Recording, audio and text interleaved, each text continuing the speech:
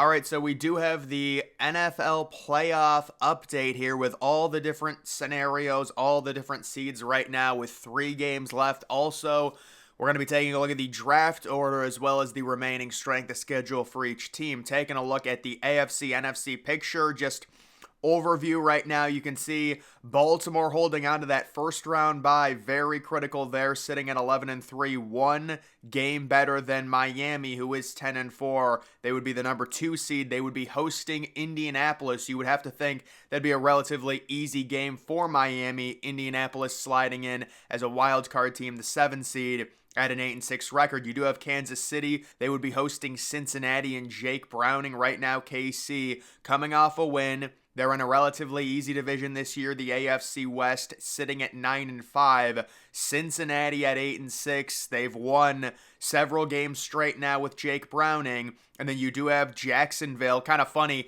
the worse record than the Browns, but they would be hosting the Browns based off of their bad division, the AFC South, sitting at 8-6. They had another really bad loss to Baltimore at home last night. The Browns coming off a crazy come-from-behind home win. They're at 9-5. It seems like the Browns are entrenching themselves right now into the playoffs as the 5 seed. They would be the best wild card there. Moving on to the NFC, you do have San Francisco with the exact same record as Baltimore. Very similar setup there. They would be the number 1 seed. You do have Philadelphia sitting right now at 10-3. After the Cowboys lost, they can leapfrog them. The Cowboys got crushed by Buffalo, and that's another team that's going to be very interesting to follow in the AFC, the Buffalo Bills, because their schedule gets a lot easier. They're waking up.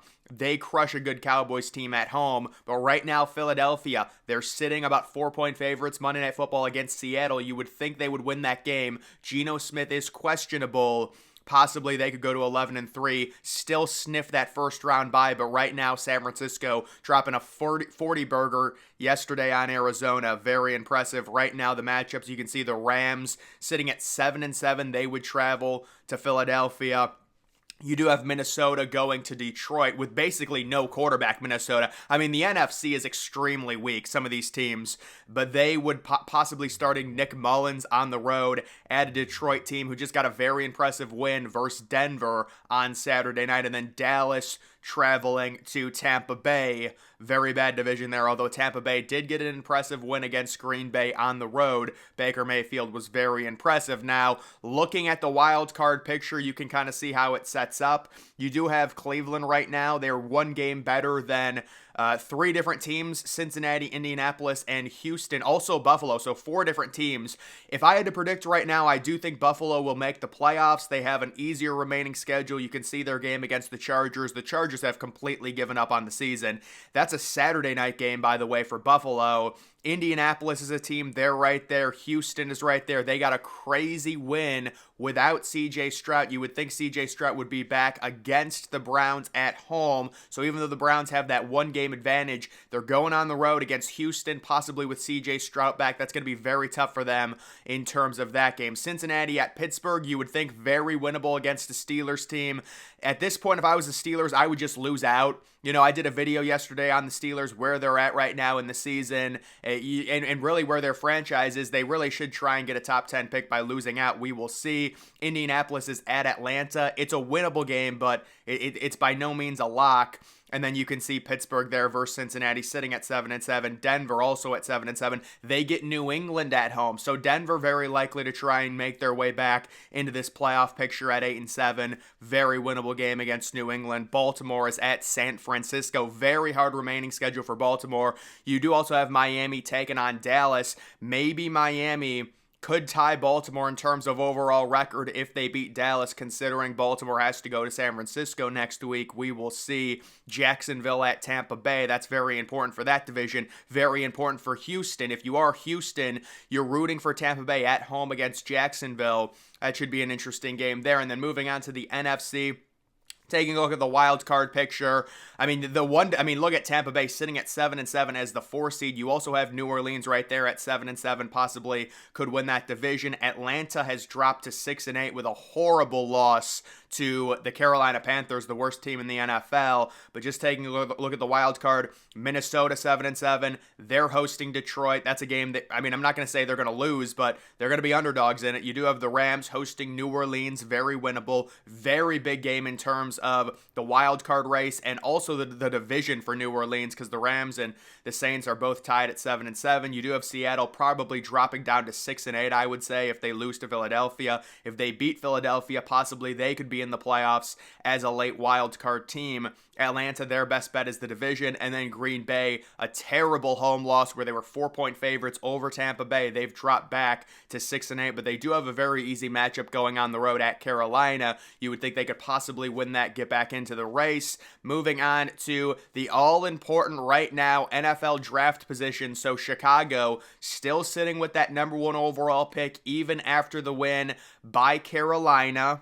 They're one game better than both New England and Arizona. When you look at the strength of schedule, if Carolina and New England and Arizona tied, Carolina would still get the number 1 overall pick right now. It's whoever has the worst strength of schedule, because this is a battle of bad teams. It's the exact opposite in terms of tiebreakers when you're talking about good teams. If teams are tied with record, they go to, okay, who's faced the worst schedule? They're the worst team because they have a bad record with that bad of a schedule. So it would be Carolina still at number 1, which obviously goes to Chicago. New England, I mean, that's really New England losing that or winning that Thursday night game against Pittsburgh. That might screw them out of the number 1 pick. We will see. You do have Arizona also sitting at 3-11. And how about Washington? They've really improved their draft position. Losers of 5 straight. They still think that Sam Howell is the future. We will see. They could get a top 3 pick. It'll be very interesting to see what they do with that. Would they trade down? Would they try and move up, draft Caleb Williams? There's been the narrative that Howell is the guy. You would imagine Ron Rivera at this point, a complete lame duck coach. And then Chicago with the 5th overall pick as well. They will once again completely control this draft. They've got the number 1 pick. They've got the number 5 pick. They do have Justin Fields. Are they going to trade him? Are they going to draft Caleb Williams? Would they trade down and just get a crazy amount of capital? We will see. You do have the Jets and the Giants. The Giants winning those 3 games, that's debilitating. That's terrible, man. The Giants should be in a position where they have like a top 2 or top 3 pick right now. It is very unfortunate. The Chargers, if you're a Chargers fan and you're looking at this and you're seeing you're 5-9 and you're tied with all of those teams, if you lose out, you go 5-12, could you potentially get the number 5th or maybe number 6th pick in this draft? Best case scenario would be the 4th pick, but probably number 5 or number 6 if you lose out. That'll be good for the Chargers if they can muster that, considering Justin Herbert is gone, their head coach is fired, or Justin Herbert's hurt, excuse me. Also Tennessee coming off that tough loss to Houston. They're inside the top 10. Atlanta, as well as Green Bay, sitting at number 11 right now, and Las Vegas, they would own the number 12th pick. But moving on to the strength of schedule with just 3 games left, you do have Miami sitting with the toughest remaining schedule. Very hard opponents. All 3 of their opponents are tough. Also, the Giants, if you're a Giants fan and you want your team to lose, that's good news there. Baltimore, a very tough schedule. Washington, they could potentially lose out and secure the number 4 overall pick. Minnesota with a tough schedule. They're fighting for a playoff spot. That's not... Wow, they have Detroit 2 games within the next 3 weeks. That's kind of weird. And then you do have Pittsburgh with a hard schedule as well, possibly losing out. They do have some tough games. I mean, Cincinnati at home is winnable against Jake Browning, but we will see.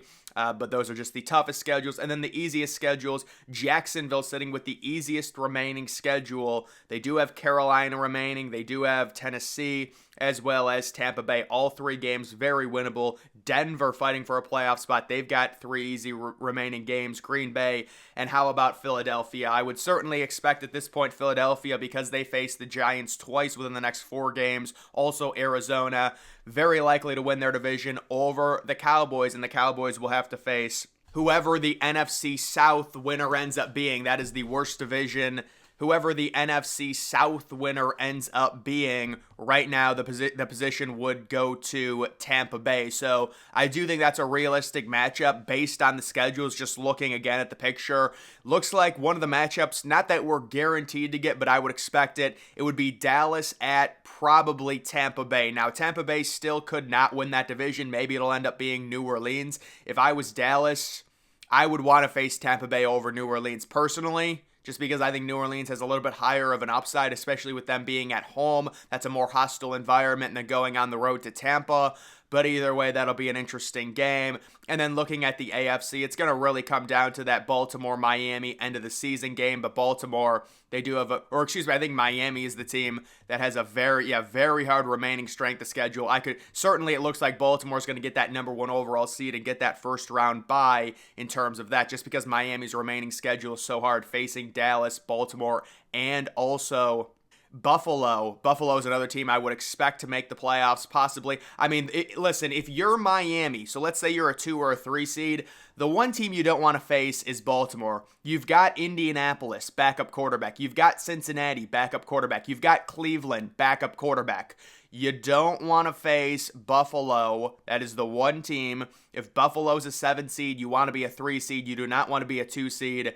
You want to stay away from Buffalo and face one of those other teams. You want to face Jake Browning, Gardner Minshew, or Joe Flacco in terms of that. But either way, guys, that is going to do it for this video. Make sure you follow me on X. Link to that's always in the description.